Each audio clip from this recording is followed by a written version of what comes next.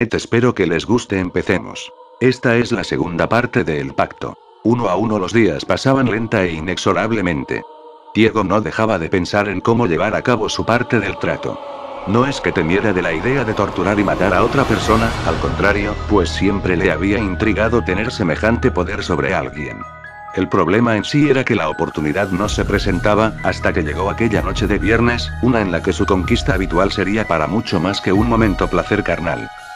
Sabía que sería difícil cumplir su objetivo en su apartamento, donde las paredes nunca eran tan gruesas como para acallar los ruidos y al estar rodeado de tantos vecinos entrometidos, su labro sería simplemente imposible. Pero oportunamente se recordó de aquella vieja propiedad, Casa Barrios, la herencia olvidada de su tío abuelo Bruno. Deshabitada desde hacía varios años, era visitada únicamente por la encargada del mantenimiento del lugar, visita que podía ser interrumpida fácilmente. Diego no lo dudó y acudió con su víctima al lugar. Después de su habitual tributo de sexo, sometió a su víctima y la llevó al sótano, el cual, al ser tan profundo y aislado, se hacía casi a prueba de sonido, parecía estar hecho para este tipo de situaciones, simplemente era el lugar perfecto. Dejó a la chica ahí, atada fuertemente a una silla de pies y manos mientras planeaba su funesto destino. Diego daba vueltas y vueltas a su cabeza, los enérgicos gritos de aquella infeliz en súplicas de su liberación se escuchaban como música de fondo, no pasó mucho tiempo para que Diego se hartara de esos chillantes alaridos. Se acercó a ella y sin ninguna muestra de emoción comenzó a golpearla repetidamente, casi a punto de hacerla desfallecer. Luego, cuando los golpes la habían dejado casi inmóvil, cosió su boca para asegurarse de no volver a escuchar aquellos ensordecedores alaridos nuevamente. Hecho esto, se percató de un par de tijeras podadoras que se encontraban en el lugar, era como si alguien las hubiera dejado ahí para él, una voz en su interior le dijo: úsalas, las tomó y sin titubear, comenzó a amputarle los dedos de las manos de la joven, los cortaba uno a uno, causándole un dolor insufrible. La chica desesperada, se olvidó totalmente de los hilos que cosían su boca e intentó gritar tan fuerte como pudo, pero al hacerlo, lo único que logró fue rasgarse los labios, logró abrir su boca pero el hilo no cedió, pero sus labios sí lo hicieron. Retazos de piel y tejido que antes eran sus carnosos labios, colgaban de su boca, de sus mutiladas manos fluía una enorme cantidad de sangre, se encontraba inmóvil, abrumada de tanto dolor. Luego, en un acto que no era más que maldad pura, Diego tomó un mechero de llama alta, y tras asegurar muy bien aquellos despojos de manos, comenzó a quemar hasta casi carbonizar una a una las 10 heridas donde antes se hallaban sus dedos.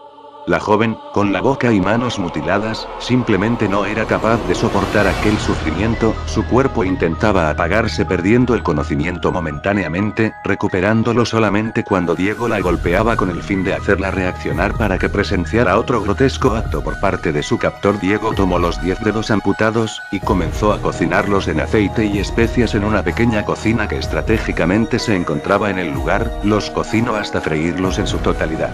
Los sirvió en un plato con sus respectivos aderezos y comenzó a comerlos, saboreándolos lentamente frente a la joven, los devoraba hasta los huesos, parecía en verdad disfrutar de aquel despreciable manjar.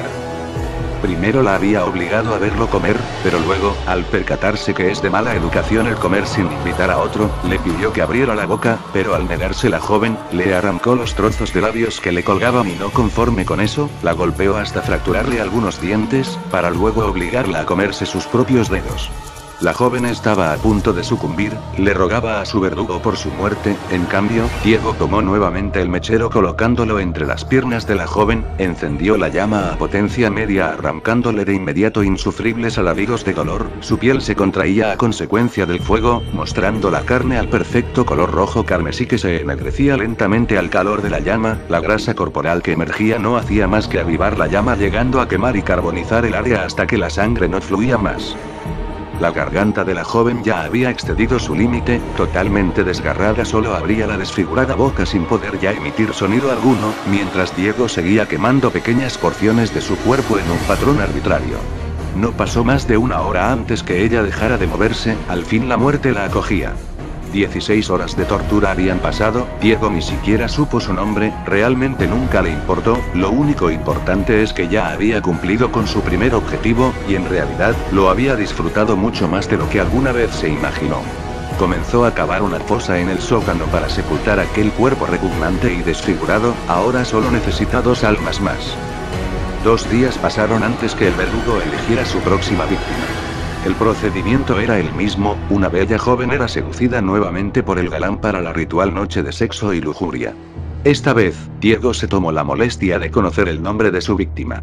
Ángela fue igualmente sometida como su antecesora, atada de manos y pies a la misma silla metálica, fue dejada encerrada en aquel nefasto sótano. Diego no tardó mucho en regresar, Ángela no dejaba de gritar angustiada en súplica de ayuda, a Diego le molestaban los gritos y para acallarlos, selló su boca con cinta aislante autoadhesiva. Usó un par de tijeras para cortarle la ropa y dejarla totalmente desnuda, luego, con un gotero, comenzó a verter lentamente gotas de ácido hidroclorhídrico, que es capaz de corroer el metal, vertía una gota en diferentes partes del cuerpo. La piel se derretía en efervescentes charcos de sangre y el ácido avanzaba lentamente hasta corroer la carne. El ácido era aplicado en las piernas, pechos, pezones, brazos, manos, abdomen e incluso en sus genitales. Los gritos enmudecidos por aquella cinta no se hacían esperar, el dolor y sufrimiento de la joven eran más que evidentes. Hecho esto, Diego la tomó por la cabeza y con un par de grapas, le clavó los párpados al cráneo haciéndole imposible el poder cerrar los ojos, esos bellos ojos azules. Tomó nuevamente el gotero lleno de ácido y sosteniéndole fuertemente la cabeza, le dejó caer un par de gotas en cada ojo. No hace falta decir que Ángela se retorcía de dolor. Sus ojos comenzaron a derretirse al contacto con el ácido, aquel hermoso color azul desaparecía cuando un líquido blanquecino mezclado con sangre bajaban lentamente deslizándose por sus mejillas, espeso y viscoso al igual que baja la cera derretida al calor de la llama de la vela. Ángela comenzó a convulsionar, el dolor era demasiado abrumador para ella, las convulsiones se acompañaban de reflejos de regurgitación, pero a tener los labios sellados con la cinta adhesiva, el vómito no pudo salir y sus pulmones se llenaron de líquido. Ángela se ahogó en su propio vómito. Al ver terminado su trabajo, Diego comenzó a cavar una segunda fosa en el sótano donde sepultaría a su nueva víctima.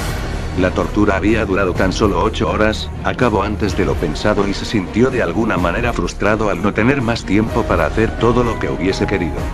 Ya había terminado con 2, ahora solamente le faltaba 1 para cumplir su cuota. 27 días han pasado y la salud de Diego comienza a decaer, la neumonía va tomando fuerzas gradualmente, sabe que no dispone de mucho tiempo antes que su plazo se venza. No ha ido a su casa en semanas, ni siquiera salía de casa a Barrios, sabe que nadie lo busca, sus amigos apenas se dan cuenta de su desaparición sin darle mayor importancia, y su familia, pueden pasar meses sin tener contacto con ellos sin causarles la mínima preocupación. Él está solo, lo sabe y siempre lo supo. Esa mañana, a 3 días de vencer su plazo estipulado, María, la encargada de la limpieza y mantenimiento de Casa Barrios, se hace presente para sus labores triviales. Ella no se percata de la presencia de Diego en la casa, hasta que éste la sorprende por detrás golpeándole fuertemente la cabeza con un madero. María pierde el conocimiento y cae al suelo, ahora está a total disposición de Diego. María es una mujer mucho más corpulenta que las jóvenes anteriores, por lo tanto a Diego le cuesta mucho más trabajo el maniobrar su cuerpo aun cuando esté inconsciente. La despoja de toda vestimenta, pero al no poder bajar las escaleras del sótano cargándola, la lleva al jardín trasero. La sienta en el suelo de espaldas a un árbol, le ata las manos rodeando el tronco del mismo y ata también sus pies que quedan extendidos en el suelo. La amordaza fuertemente y se asegura que aunque despierte, no podrá emitir sonido alguno. Ya habiendo colocado a María en su lugar y tomando todas las precauciones pertinentes, la despierta al verterle un balde de agua hirviendo en todo el cuerpo.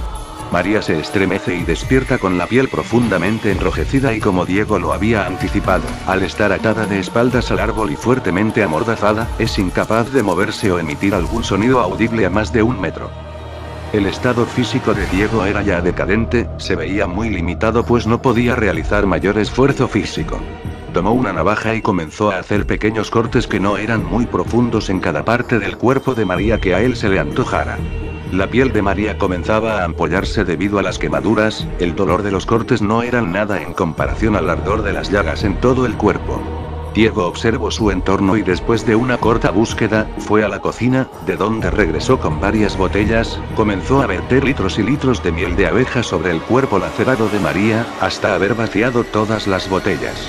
Esto, hasta cierto grado, daba un alivio temporal al dolor de las quemaduras, pero lo maléfico de la obra era que la miel estaba atrayendo a un ejército de hormigas rojas.